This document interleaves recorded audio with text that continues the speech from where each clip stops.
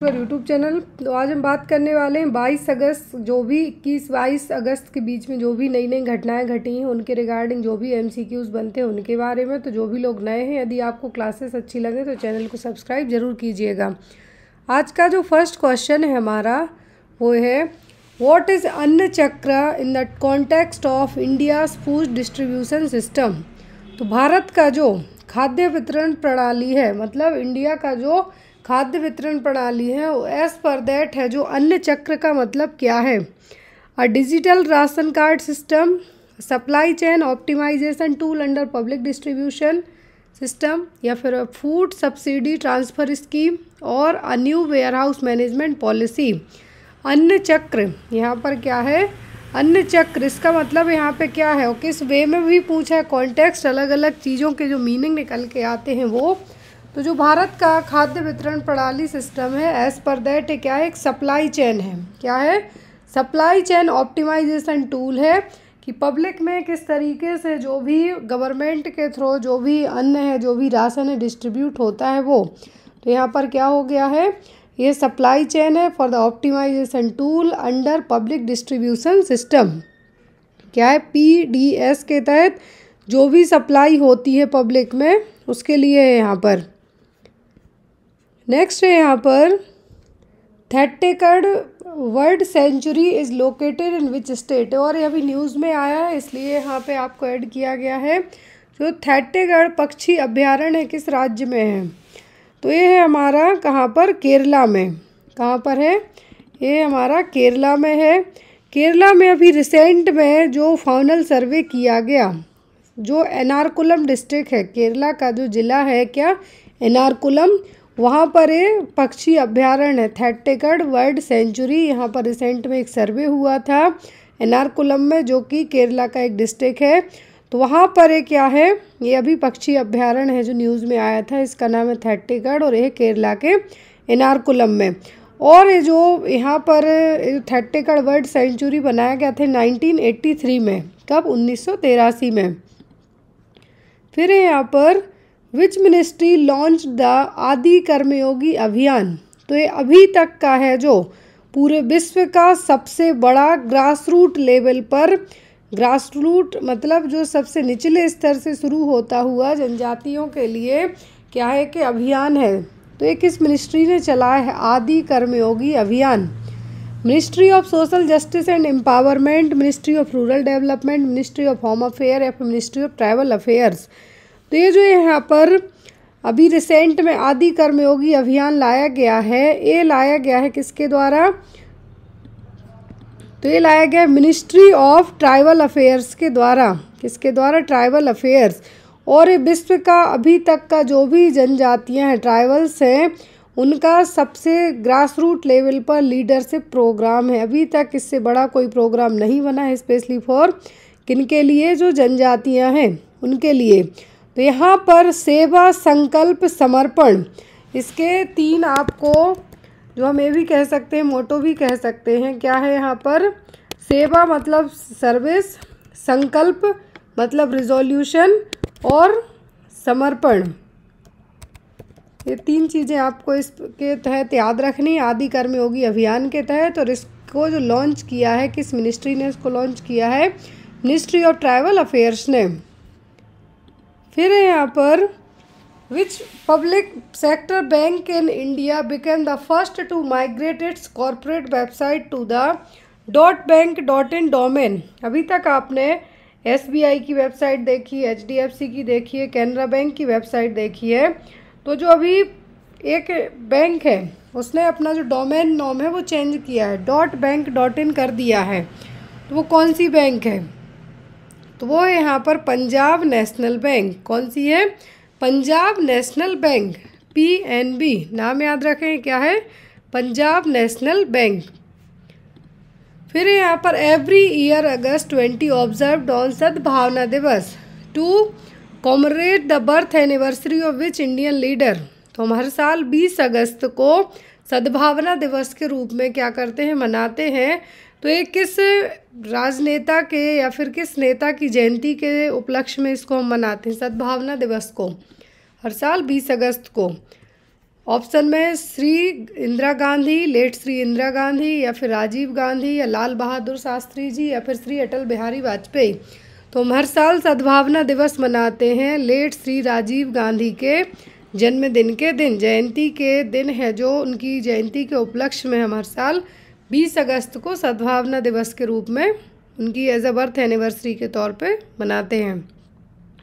फिर यहाँ पे आपको क्वेश्चन, बहुत ही अच्छा क्वेश्चन है, इसमें से आपके 8-10 क्वेश्चन बनते हैं। As per the news guidelines the promotion and regulation of online gaming bill 2025 which of the following statement are correct. तो यहाँ पर देखिए इस क्वेश्चन, इस जो ऑनलाइन गेमिंग बिल आया है इसके तहत जो भी क्वेश्चन यहाँ पे बनते हैं वो आपके सारे एक ही क्वेश्चन में कवर हो जाते हैं। तो सबसे पहली चीज़ कि जो भारत सरकार ने 21 अगस्त को, याद रखिए 21 अगस्त 2025 को, 21 अगस्त 2025 को एक विधेयक है जो पास किया था, किसके regarding, promotion and regulation of online gaming bill आया था 2025 में, अगस्त 2025 में, आप डेट याद रखिए 21 अगस्त को। तो यहाँ पर इसके तहत फर्स्ट ऑप्शन क्या है, online gaming in India is valued at $3.7 billion and projected to reach $9.1 billion by 2029। ये बिल्कुल सही है। भारत में बता दूं 44 से 45 करोड़ लोग हैं जो ऑनलाइन गेमिंग का शिकार हैं। और ऑनलाइन गेमिंग से क्या क्या होता है कि बहुत सारे लोगों को फाइनेंशियल प्रॉब्लम तो फेस करनी ही पड़ती हैं, सुसाइडल थॉट्स भी आते हैं, फैमिली भी बर्बाद होती हैं। इसके तहत रेगुलेशन तो बहुत ही अच्छा आया है। दूसरा है esports social and educational games will be promoted while online money games will reach cash deposit are वेंड।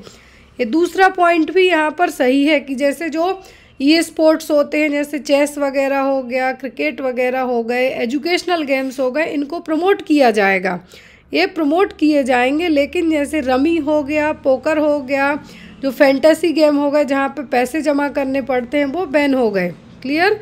फिर तीसरा है ऑप्शन है यहाँ पर, banks and payment firms are prohibited from processing transaction related to money games.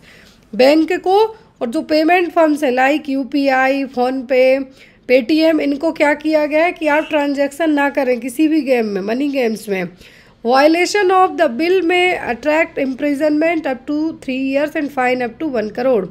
यहाँ पर ये भी सही है कि यदि आप गवर्नमेंट के रूल्स को वायलेट करते हैं, मतलब ब्रेक करते हैं, तो आपको जो गेम खेल रहा है उसको 3 साल की सज़ा होगी, साथ में आपको 1 करोड़ रुपए से ज़्यादा तक का जुर्माना पे करना पड़ सकता है। तो यहाँ पर आपका आंसर क्या आ जाएगा, ऑल ऑफ दी अबव। ये सभी पॉइंट्स बिल्कुल सही है। पार्लियामेंट में 21 अगस्त 2025 को promotion and regulation of online gaming bill पेश किया गया है। इसके अकॉर्डिंग जितने भी फैंटेसी गेम हैं, जैसे हो गया रमी सर्कल, बहुत ऐड आती है, पोकर आता है, देखिए यहाँ पे गवर्नमेंट ने इसके लिए कहा भी है कि प्रमोट करना है हमें किसको, ई स्पोर्ट्स को, सोशल गेम्स को। लेकिन जो भी गैम्बलिंग गेम्स हैं, जो भी हमारे मनी गेम्स हैं, उनको क्या करना है, हमें बैन करना है। उसमें आपका रमी, पोकर, जितने भी फैंटेसी गेम आ जाते हैं, या फिर यहाँ पर जितने भी आपको मैं बता दूँ कि जो क्रिकेट वाले जो गेम्स बने थे जिसमें आप पे कीजिए, और जो भाग्य के ऊपर बहुत सारे लोग किस्मत के ऊपर भी गेम खेल जाते हैं, वो सब गेम यहाँ पे बैन किए जाने हैं। जो गेम सरकार ने कहा है जैसे ई स्पोर्ट्स है, इसको बढ़ावा दिया जाएगा। ऑनलाइन सोशल गेम है उनको बढ़ावा दिया जाएगा। एजुकेशनल गेम्स हैं, लेकिन जिस भी गेम में पैसा लगेगा, गैम्बलिंग गेम होंगे, उन सभी को क्या किया जाएगा, यहाँ पर बैन किया जा रहा है इमीडिएट इफेक्ट से। और यदि जो खेलता है तो उसको 3 साल की जेल, साथ में 1 करोड़ पेनाल्टी, और जो एडवर्टाइजिंग करते हैं 2 साल की जेल हो सकती है, 50 लाख फाइन लग सकता है। और आप यदि बार बार ये चीज़ करते हैं कि 3 साल की जेल आपको दी भी गई है और दोबारा करते तो 5 की जेल, 2 करोड़ का फाइन आपको पे करना पड़ सकता है। तो सरकार ने बहुत ही अच्छा सख्त रवैया अपनाया है इसके तहत। तो आप याद रखिए कि सरकार ने जो promotion and regulation of online gaming bill 21 अगस्त 2025 को पास किया है। इसके तहत एक चीज़ और मैं बता दूं, यहाँ पर जो मोस्ट इम्पॉर्टेंट पॉइंट है कि भारत में 45 करोड़ लोग तक इस गेम को खेलते हैं और खेलते थे मतलब, और यहाँ पर 20,000 करोड़।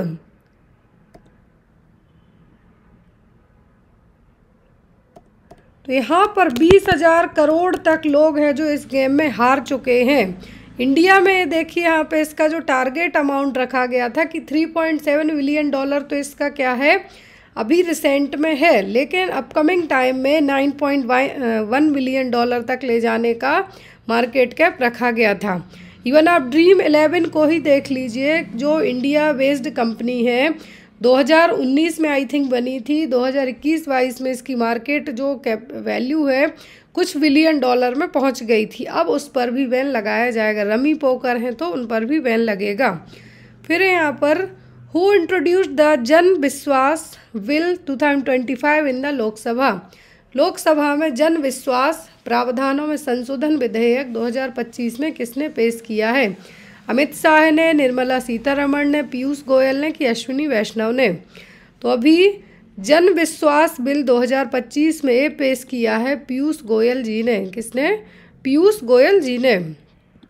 फिर यहाँ पर Agni 5 is a nuclear capable land based intercontinental ballistic missile developed by which organisation. Agni की जो अग्नि 1, 2, 3, 4, 5, अग्नि प्राइम, अग्नि 6, इन सब के बारे में मैंने कल आपको बताया था। तो यहाँ पर जो अग्नि 5 है, nuclear capable land based intercontinental ballistic missile है, इसको बनाया है DRDO ने। किसने? DRDO ने, defence research and development organisation ने, DRDO ने इसको बनाया है।